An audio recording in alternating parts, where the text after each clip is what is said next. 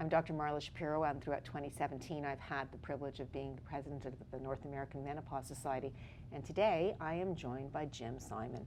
Jim, tell everybody what you do.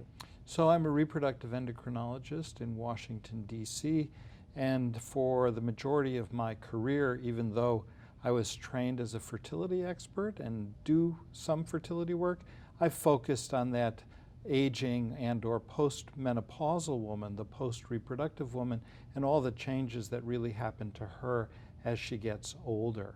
So menopause and beyond is right in my bailiwick. Okay, so I'm going to be the patient, representing all those women out there who are watching. And I've got hot flashes, but I really don't want to take estrogen, whether it's because I have a family history of breast cancer or I just don't want to take estrogen.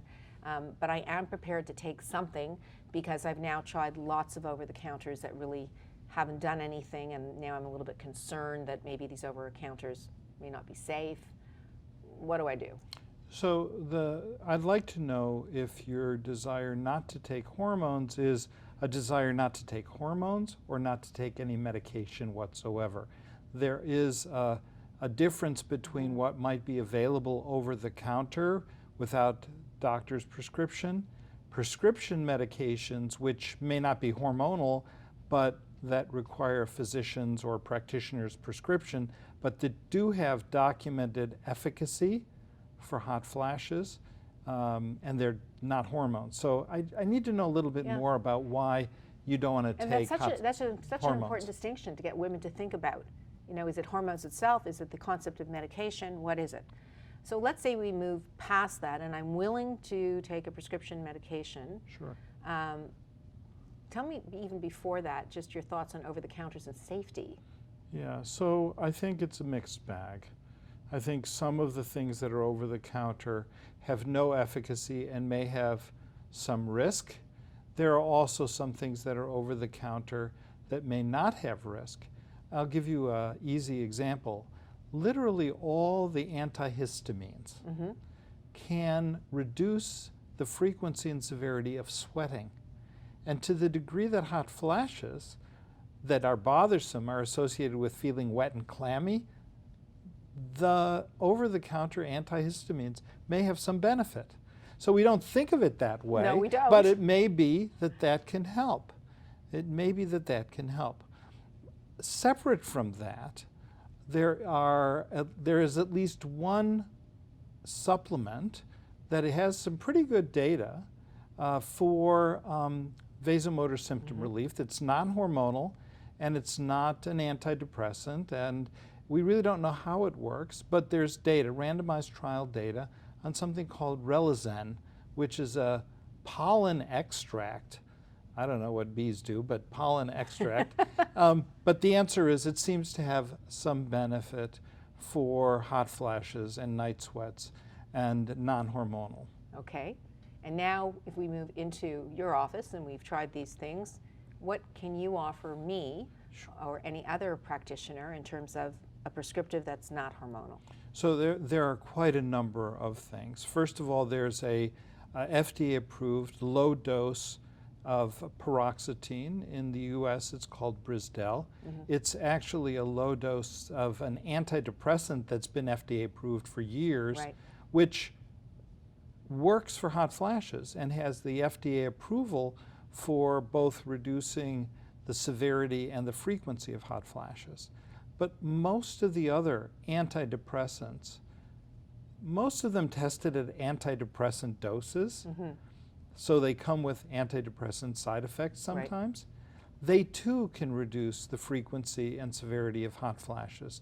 And many menopausal women have an element of depression as part of their loss of sleep with hot flashes and other things. So it may be a dual benefit there.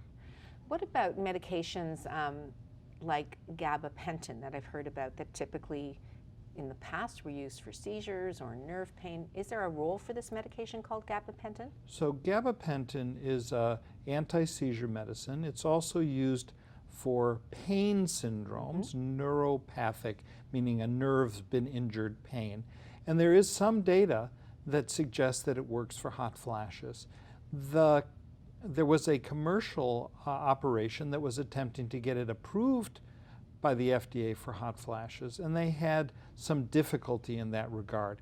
It wasn't a safety concern, it was an efficacy concern. And one of the issues that I would raise is that one of the side effects of gabapentin is drowsiness or feeling sleepy. So was it that the women were just sleeping through their hot flashes or their night sweats? They didn't care? Or did it really work? But the answer is it's certainly something that can be tried off-label.